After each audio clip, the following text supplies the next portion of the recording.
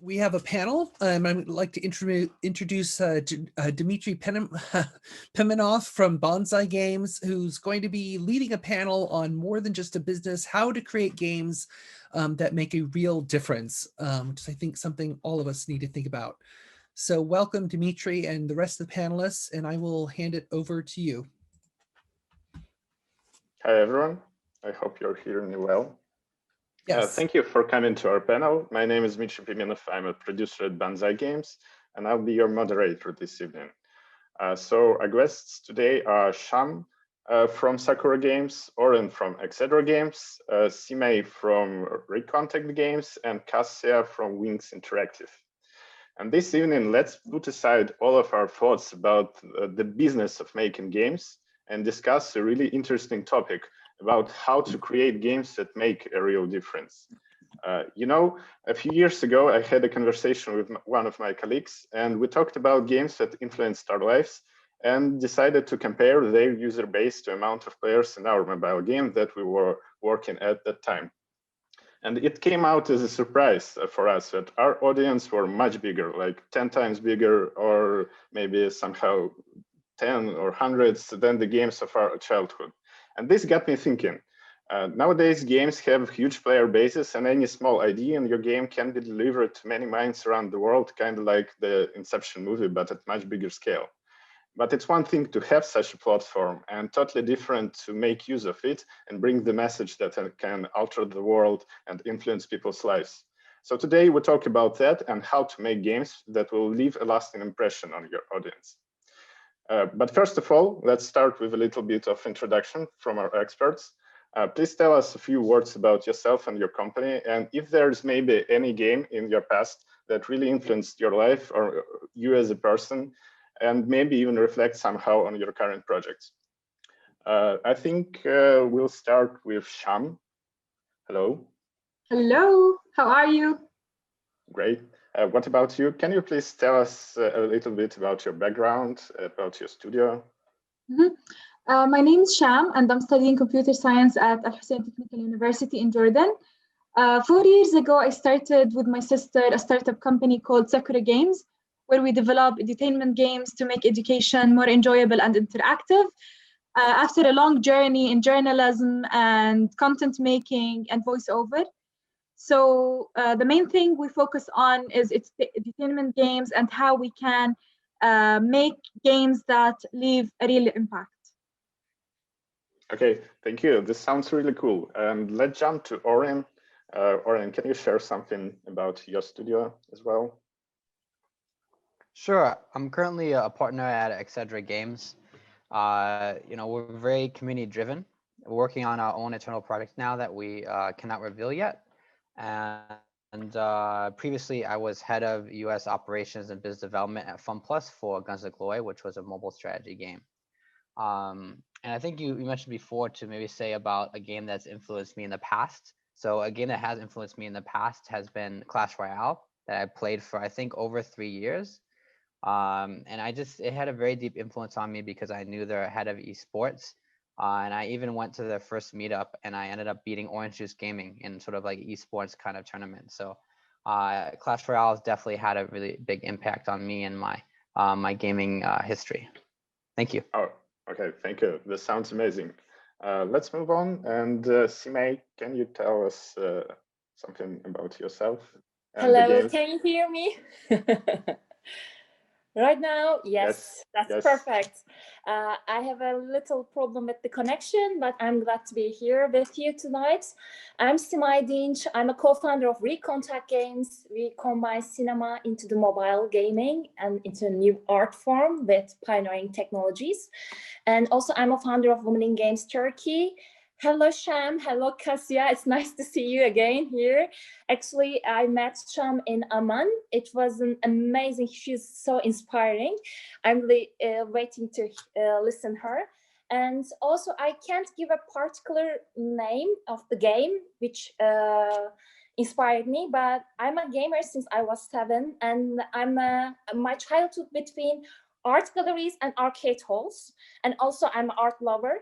And today, when I visited the MoMA in 2013, I think I can count that day. It's my first day in my career because I had the opportunity to visit video game exhibition in MoMA.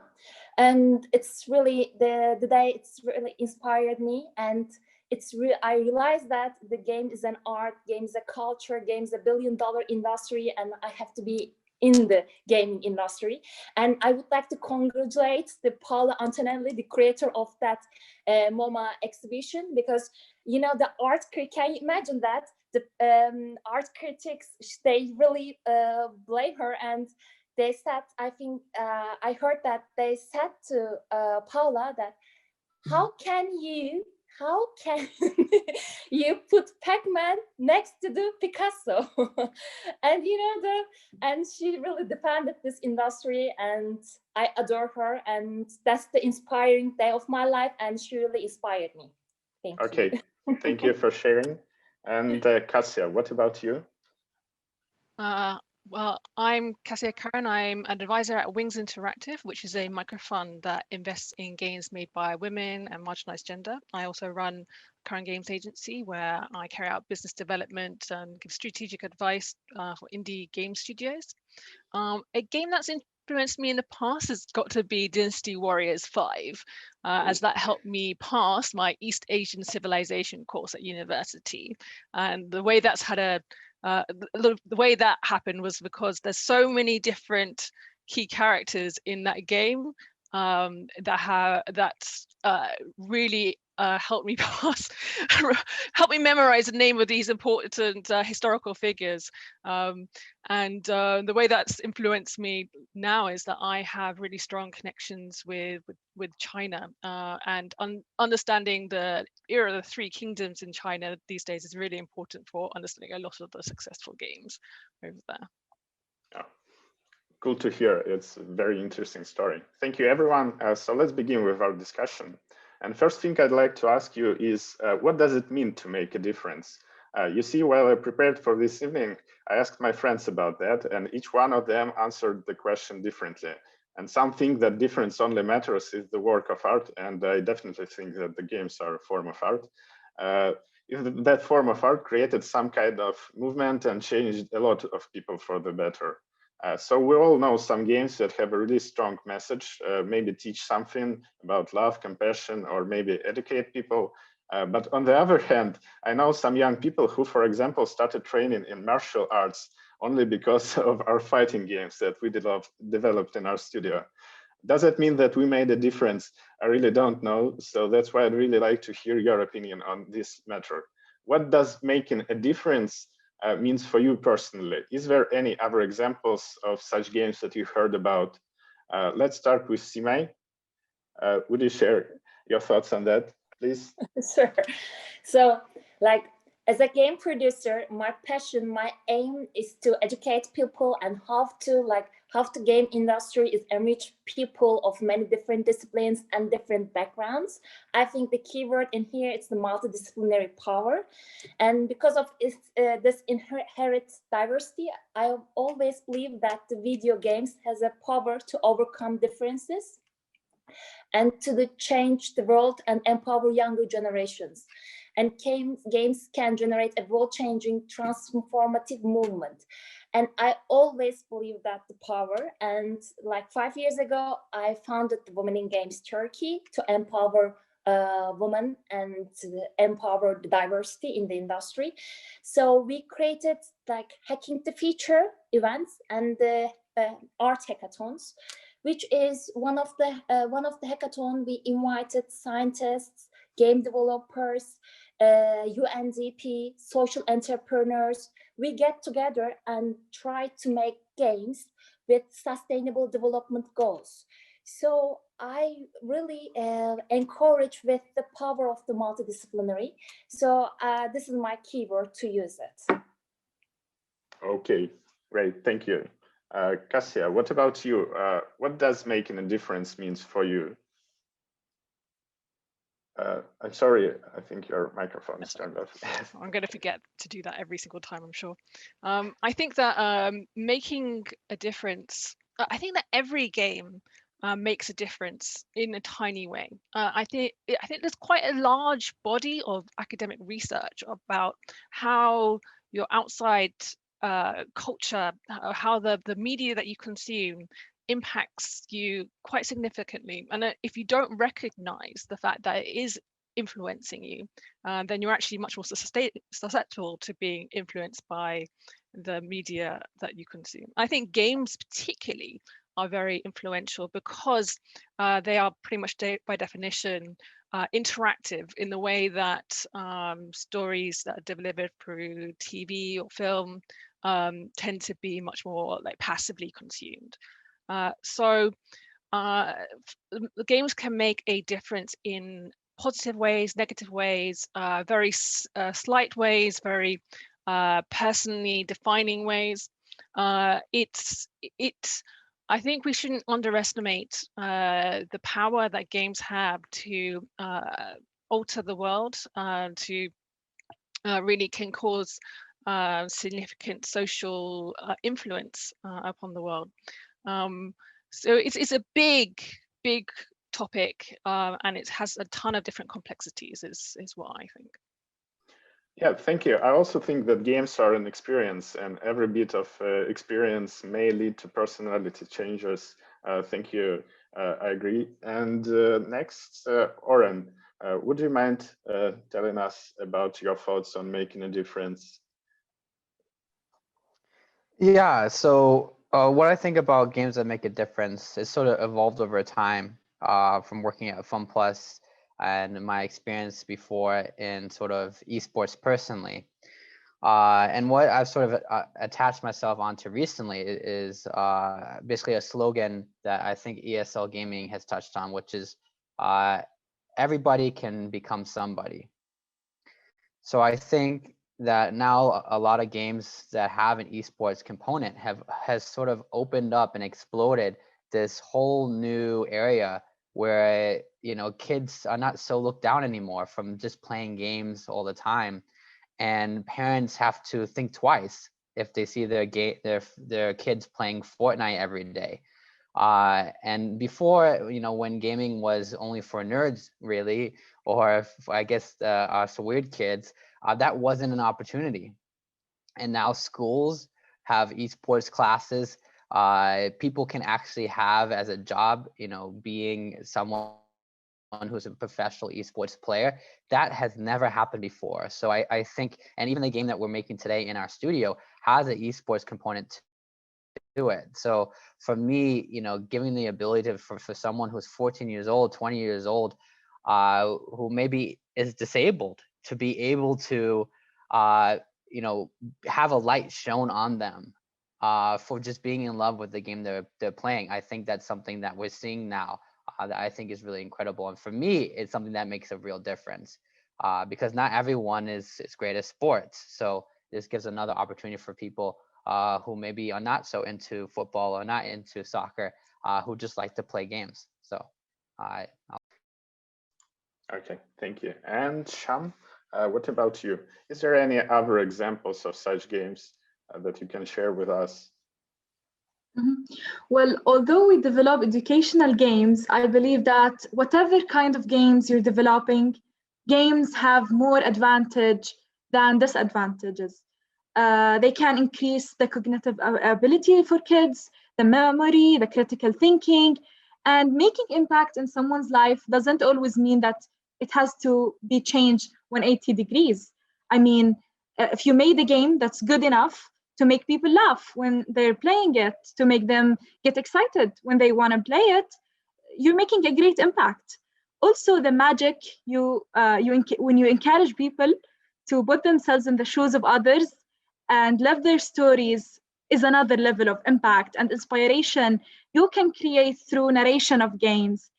And as for social influence, games have been proven to improve people's communication and teamwork skills. So influence can be seen in many different ways. And as you all said, it's about tiny steps in making difference. That's a great point. And we named a few games like Dynasty Warriors and Clash Royale. And our goal here is to understand what makes them tick and what made that game special.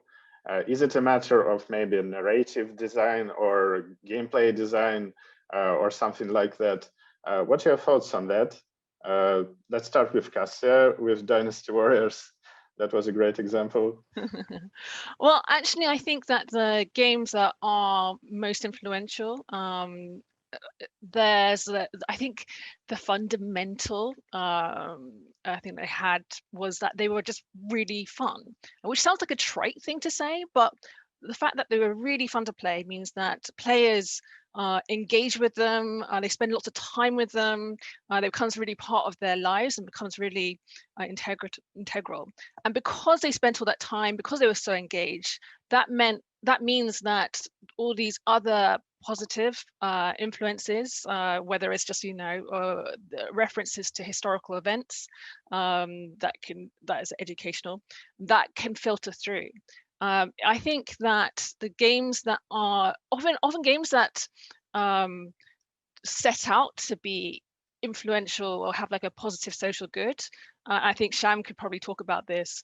There's a bit of a trap where if you don't make the game fun enough, enjoyable enough, then players won't engage with it. And if players don't actually play the game, or your player base is really small, then like the influence and the impact that this game can have is limited. Yeah, that's a great point. So the games need to be fun to engage users and players. Otherwise, they just drop the game and move to something else, and you will lose your way to communicate with players. Sham, what are your thoughts on that? Is there anything else in that games that made them special and influential? There is no doubt that there are a lot of elements that make a game more influential. I believe that story and game mechanics are the most important ones in the procedure of producing a game. My favorite game, for example, is Monument Valley, and I found that everything about it is wonderful. The illusions, the story, the sound effects, sound design, level design, everything makes it different. So I think what works is the combination of all good parts. And maybe the influence is something you can't feel right now, but it changes the way you see things and the way you think, and maybe your attitude.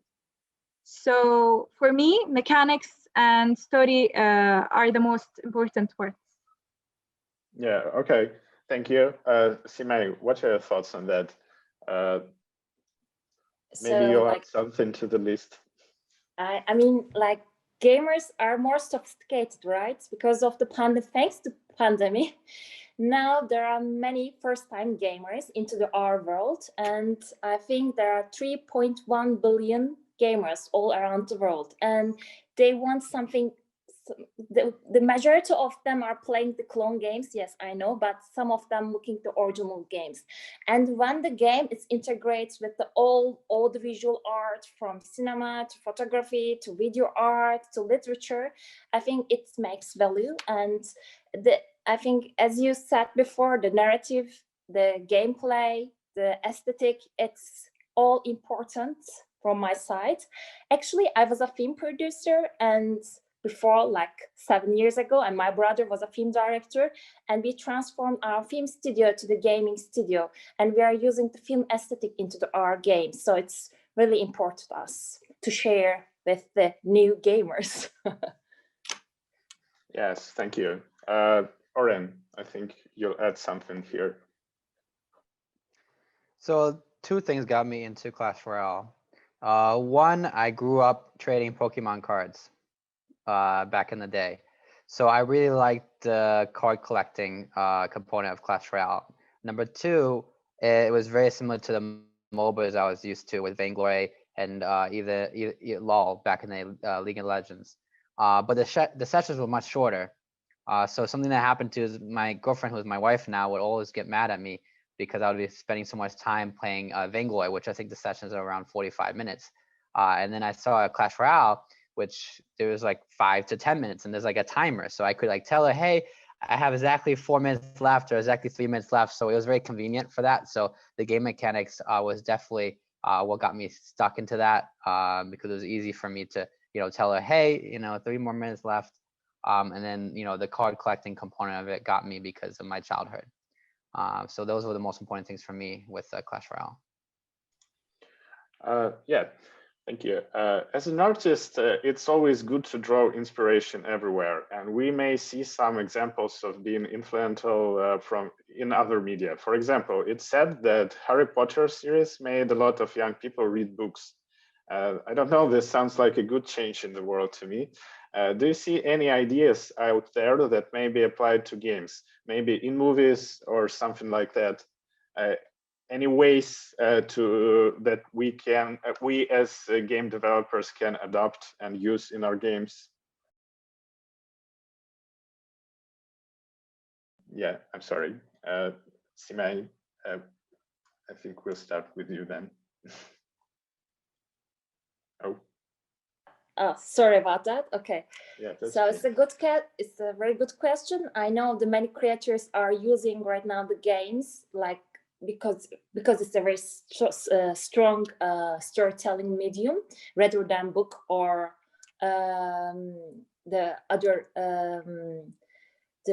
because it's the interactivity power, because they are using interactive power. But I think the gamification is the keyword in this question. I mean, but the question is, as you asked, but I really liked The Witcher when the Netflix made the film, because I'm a fan of The Witcher, all the series.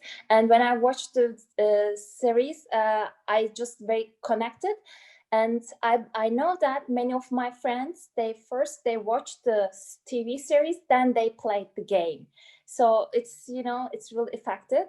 But in my opinion, not just like film or game, I believe that the games also can help to neurobiologists, they can also use for the neuroscience. They can also use the medical, like in the medical treatments. So I lost the question right now while I was thinking. Sorry, could you please ask me again the question? I just really lost my focus.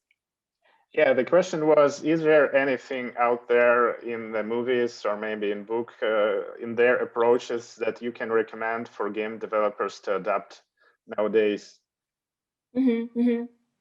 So, the Sweat, Blood, and the Pixels. Oh, okay, the Sweat, Blood, and the Pixels. Actually, it's not it's a book about the gaming industry.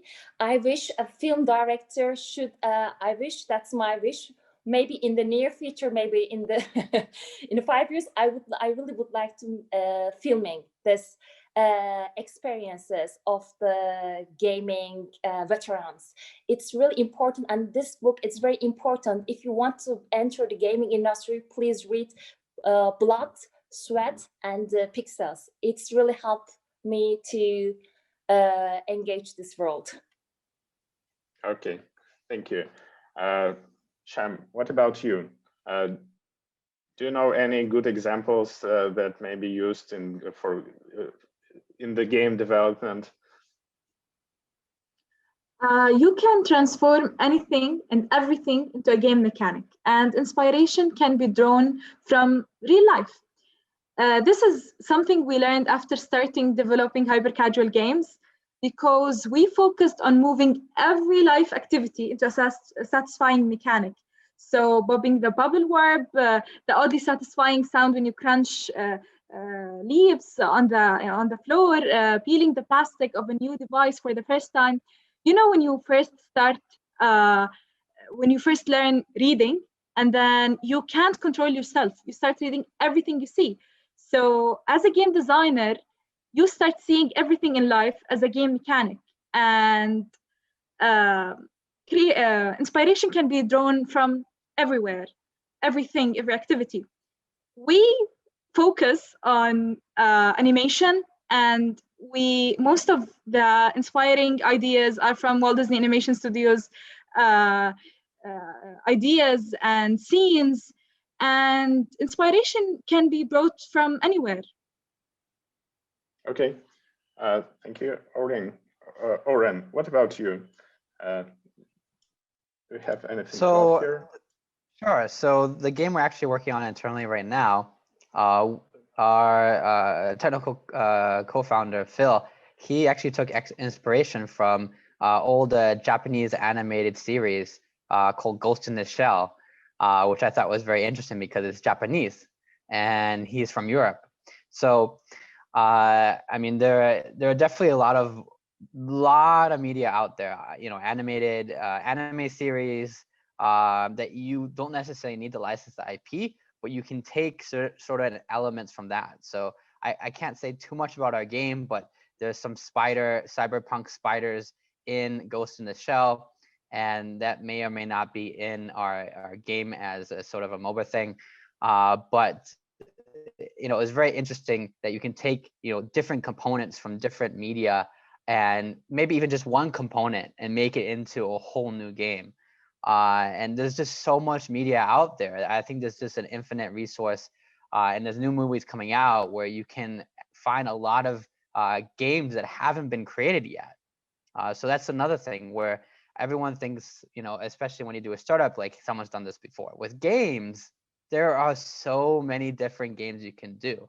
So there might be a game out there that hasn't been done yet, just because of a specific media. So I think, you know, taking inspiration from movies, I mean, is a great idea, and then from books as well. That's just my opinion. Okay. And what about Cassia? Do you have anything to add here? Yeah, I'm going to be controversial and say that, in my opinion, the major problem I see is that actually game developers tend to take too much influence from outside media and don't take enough advantage of what game mechanics can do to pass on a message, to make an impact. Because really, game mechanics are the message of your game. And I think to give a really good example of that would be this War of Mine, which is a really successful indie game that was a resource management and survival simulation, but it was set in a war zone, and you played as a civilian trying to survive. So you had to manage all your, repairing things within the house you were squatting in and so forth. And that the utilization of these kind of resource management mechanics, the way they had to interact and play as the survivors themselves, that gave you so much more, so much like personal, visceral understanding of what it's like to survive as a civilian in a war-torn environment than I think a lot of much more than they would have if they had taken much more like a visual novel approach. There's plenty of fantastic war movies out there. There's plenty of fantastic war novels or biographies and so forth. So I think there's not enough game developers, or I wish game developers would always concentrate upon how their game mechanics can transfer a message. So the first thing is game mechanics. And do you have any other advices to the modern game designers on how to approach that and how to create a game that will make a meaningful impression on their players? Oh, I think it is good to have influence from other medium and take influence from all different resources. But I feel like fundamentally you should be thinking about the player experience and really have like an overall vision for your game. That I think is really critical for any indie game developer in particular. Okay, Oren, what about you? Do you have any advice to the game designers? I think some of game designers are listening to us. Please don't forget your microphone. Sure, I agree with Cassia. I think there are a lot of games where they basically take the media and they make that a game. So I think more this element when you take this really small thing from the media and then you just sort of come up with the game mechanics yourself rather than having that be connected to media. So I agree with that. So And I think that's what we're doing too. There's like a very small part of like this animated series that we are taking, and then the rest of it we're just creating out of nowhere. So my I guess advices would be to do that. If there's some movie or some book that you really, really like, don't take the whole thing. Find something that you think is really unique in that hasn't been done in a game, and run with it. And then yeah, so that's it. That's my advice. Thank you, Simay. What about you? If I wanted to create something like that game that will make an impression on people, what would you recommend to me? How should I start?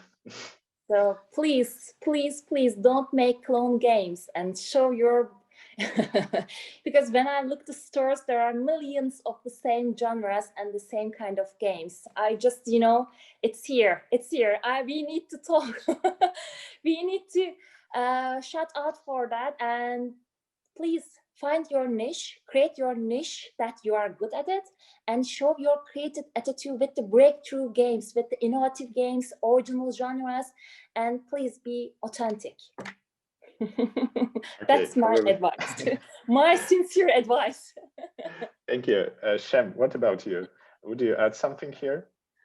Maybe we can use heritage, traditions, and stories. We love stories. We can use them as approaches for new or modern game design mechanics because we feel belonging to stories and we feel that they leave an impact on us.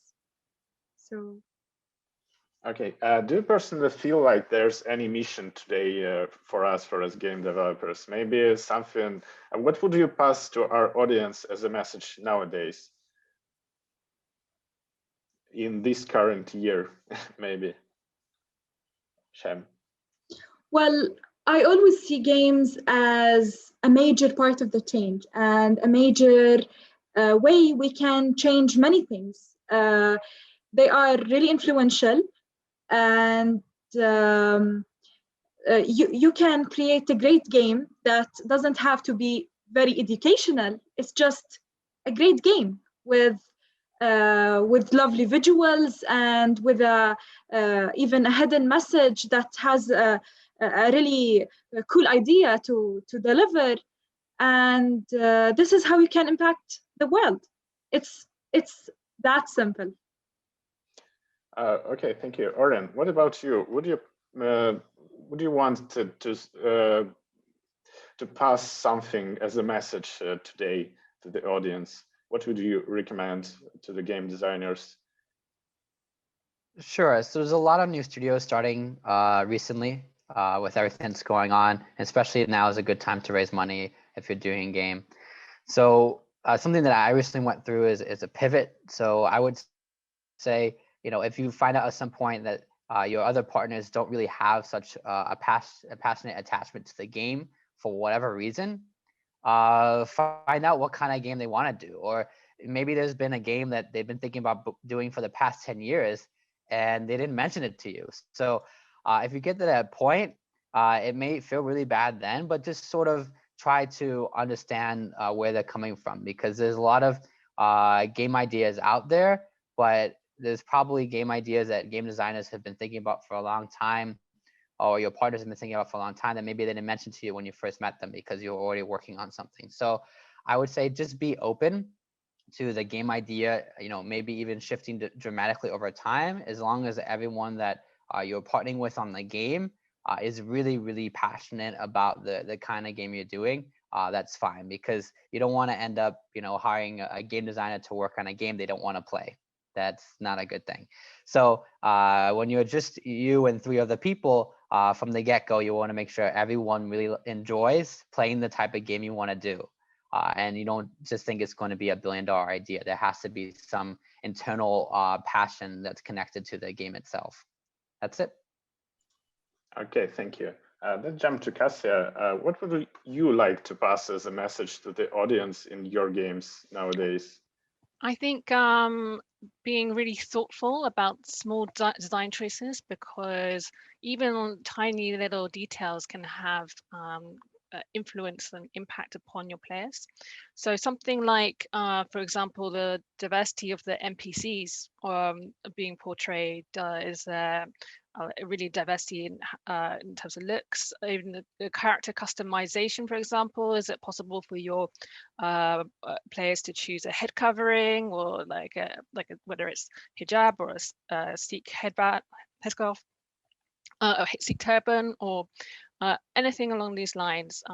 These can have like subtle impacts upon the players, and particularly young players. I think it's important to consider as well, like your monetization methods, whether they are ethical. I think that's critically important for free-to-play game designers as well. I think that there's a lot of good that can be done with game design. Games should give a positive impact upon players' lives, and players should come away from playing your games feeling better, maybe being better, understanding the world better, feeling more rested. Like there should be some sort of positive impact, and that's what you should all aim for. Thank you for sharing your thoughts on that. And lastly, we have Simay. Do you have to add something here?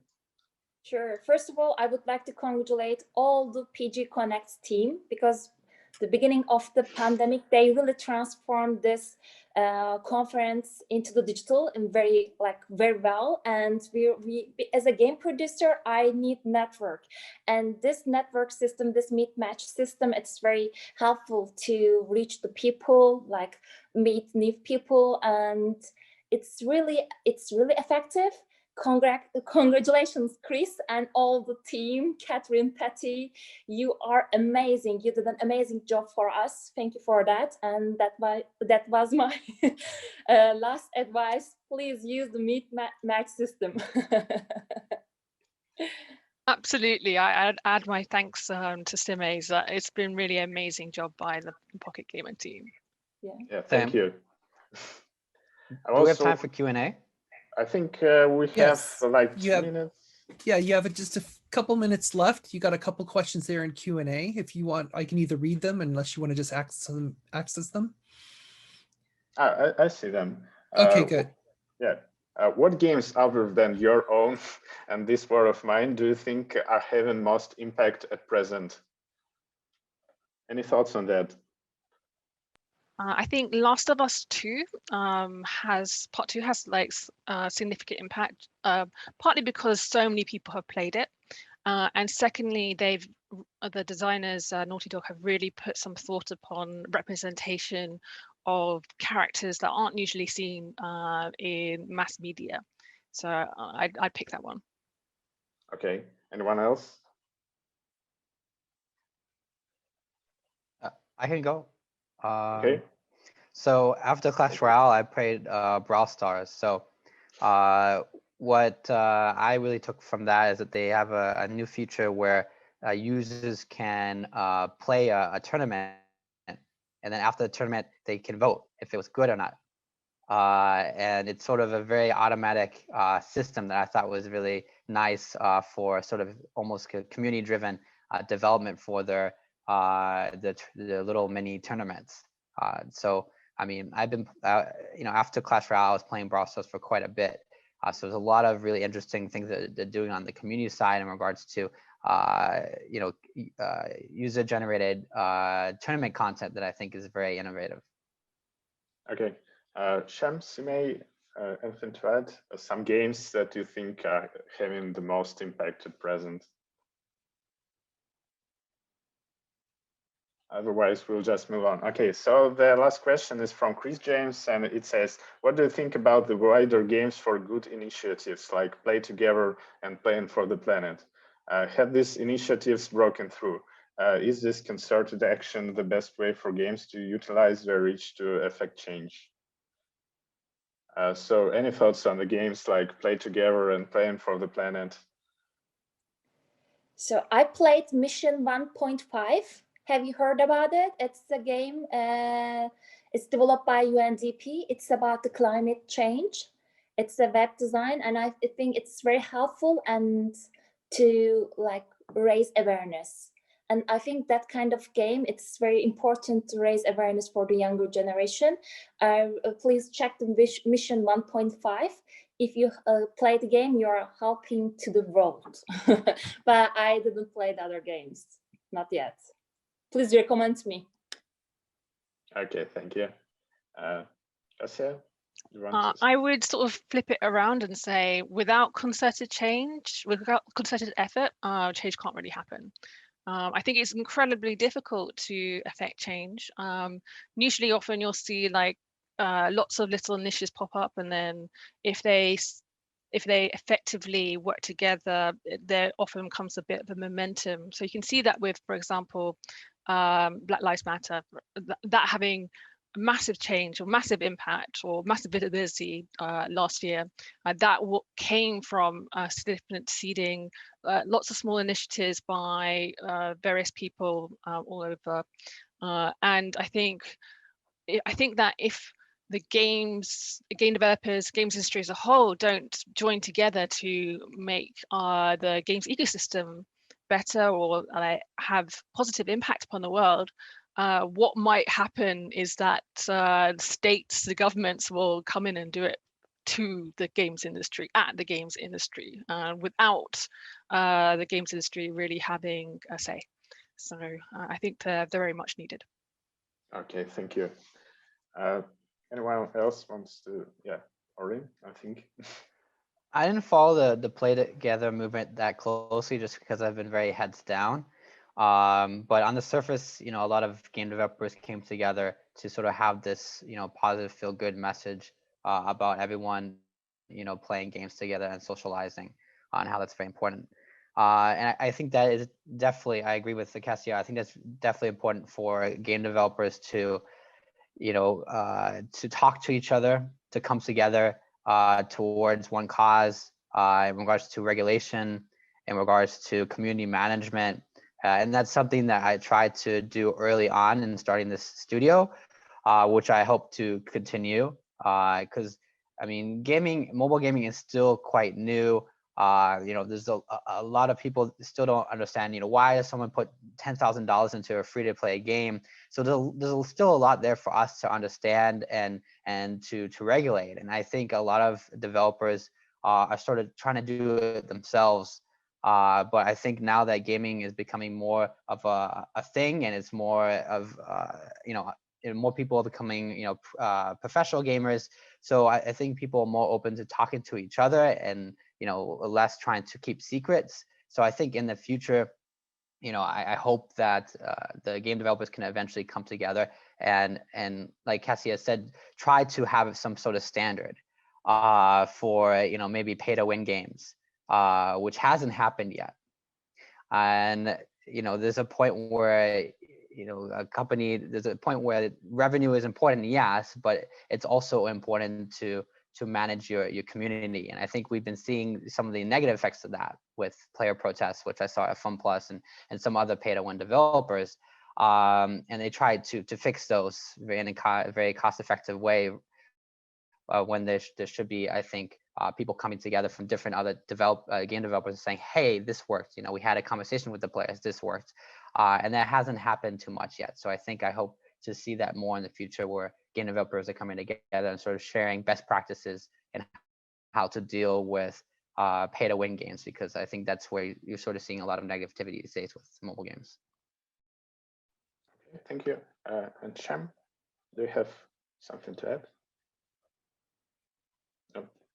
Okay, I think we have to wrap it up for now. It was a really interesting discussion. Thank you all for coming. And I'd also like to say special thanks to Pocket Gamer team for organizing such a great event. And also to all of the game developers out there. I think any game may create a difference. And I personally think that actually a lot of them did and do, for example, by helping us coping with the current pandemic events and so on. So thank you. Have a great conference and see you later. Great, thank you all. Thank you, Dmitry. Many thanks. Yes, to BGC. They are always a supporter.